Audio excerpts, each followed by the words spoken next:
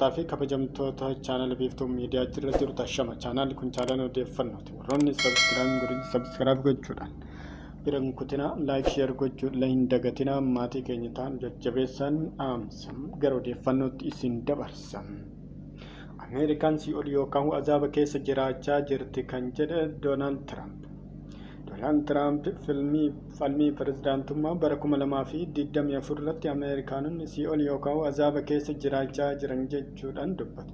Tiraamp dubbii isaanii komataa jechuudhaan Baayidaniin ibsuun jalqaban. Baayidan nama Ameerikaa yaaddoo nageenyaa keessa buusee fi waltajjii addunyaa irratti kabaja dhabsiisedha jechuudhaan ibsa. Imaammata Baayidan Iraan irratti hordofu akka Hamaas Israa'eliin haleeluuf eeyyameera jedha. Waraanni Yuukireen waanuma ta'uu hin qabne ture jedha. Waggoota 3 walakkaaf si'oluma keessa jiraanne jedha Tiraamp. Erga waraanni Israa'elii fi Gaazaa jalqabee as deeggartoonni Filisxeem fincila geggeessan hedduu nutti fidee biyyattii guutuu sababa keetiin dhohaa jirti. Sababni isaa immoo kabaja waan siif hin qabneef jechuudhaan Tiraamp Baayidaniin qeeqee jira. Dabalataan ofii isaa immoo carraa hojii guddaa Ameerikaatti banuu, diinagdee baay'inachiisuu fi tajaajila fayyaa gaarii ta'e fiduus ibse Tiraamp. Amma biyyi keenya kufteerti, kana booda garuu biyya kufte hin taanu, Ameerikaa irra deebiin guddoo goona jechuudhaan Tiraamp dubbate. Dubbi himaan mootummaa Raashiyaa Dimitiriin dhimmi falmii pirezidaantummaa Ameerikaa dhimma Raashiyaatii miti jechuudhaan dubbate. Pirezidaantii Puutiin obboroo sanaan irribarraa ka'anii dhimma falmii Ameerikaa keessatti deemaa jiru ilaaluudhaaf immoo dhimma hin qaban jechuudhaaf dubbate. Kun ajandaa keenyaa miti jechuudhaan kan dubbate yoo ta'u, dhimma biyya keenyaa fi faayidaa qaban hedduu harkaa qabna. Ajandaa ijoo keenya dhimma biyya keenyaati. Kun dhimma pirezidaantiin keenya irratti xiyyeeffatanidha.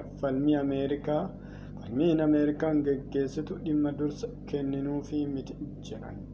Garuu falmii isaanii akkuma nama kamiiyyuu miidiyaa irraa arguu kan himan. Falmii kanarratti yaada xiinxalaa kennuufis yeroo hin qabnu jechuudhaan dubbata. Kun dhimma keessoo Ameerikaati. Kun duula filannoo Ameerikaati. Nuti gonkumaa dhimma filannoo USA keessa seennee hin beeknu. Ammas keessa seenuuf fedhii hin qabnu jechuudhaan dubbatan.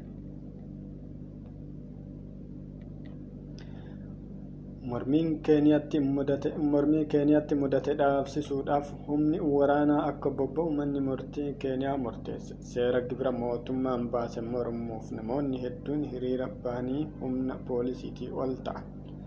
Hiriira guutuu biyyattiitti geggeeffameen namoonni 20 ol yoo ajjeefamu mootummaan wixinee labsii gibira dhiisuu beeksisus guyyaa kaleessaa hiriirri geggeeffamee ture. Poolisiin Gaazaa imimaanessu hiriirtotatti yoo bittinneessu, humni waraanaa ammoo daandiiwwan magaalaa Naayiroobii irratti mul'achuun isaa argame. Humni waraanaa bobba'uun isaa gamoowwanii fi biiroo waajjiraalee mootummaa eeguuf murteessaa ta'uu ibsa manni marii. Waldaan hawaasa seeraa Keeniyaa ammoo waraanni mooraa isaatti akka deebi'u gaafachuun murtee mana murtii mormeera. Pirezidaantii Wiiliyaam Ruutoon mormiin itti hammaannaan wixinee labsii gibira paarlaamaa raggaasise akka hin mallatteessine beeksisee ture. Nageelleetti namni du'eera jedhamee ijibbaatame waggaa 32 booda argame.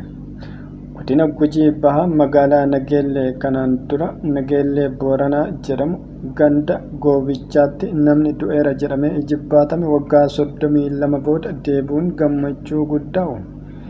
Diimaa Dooyyoo Boruu bara 1982 Nageellee Booranaa irraa mootummaa Dargiitiin erga fudhatamee adda waraanaa geeffame. Maatii waliin wal hin argine, hafuura waliis osoo quba wal hin qabaatin turan.